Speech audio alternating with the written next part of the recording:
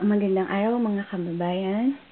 Ang aking ituturo naman sa ngayon ng Homestyle Mom ay ang paggawa ng tikoy. Ito ay homemade at ang ginagamit kong ingredients ay ang sweet rice o malagkit na kanin, salt, cornstarch, sesame seeds, asukal, water, panocha, itlog, cooking spray. Gagamitin natin yan para dun sa paglalagay ng tikoy mamaya. Cooking oil. Okay. At blender. 2 cups of rice na malagkit o sweet rice o malagkit na bigas.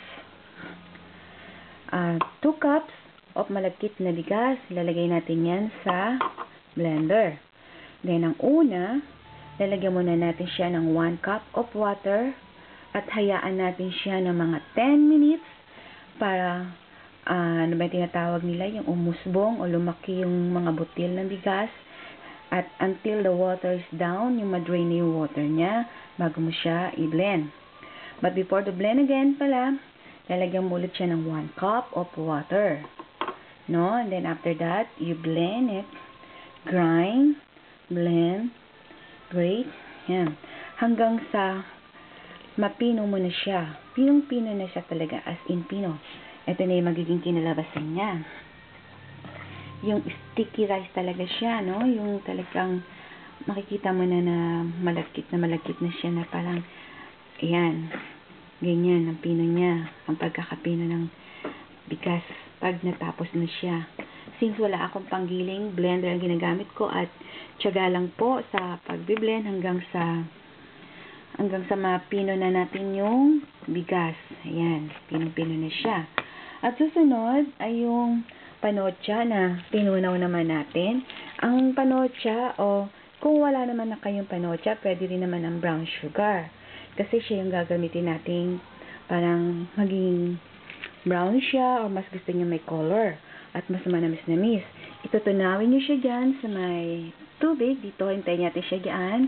Tunawin natin ito panocha at patanggalin yung plastic bago nyo ilagay yung panocha.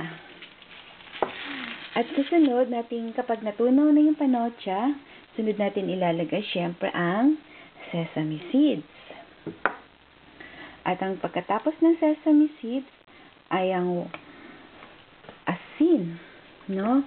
Bali, ilalagyan mo lang siya ng nasa 1 teaspoon para hindi maalat.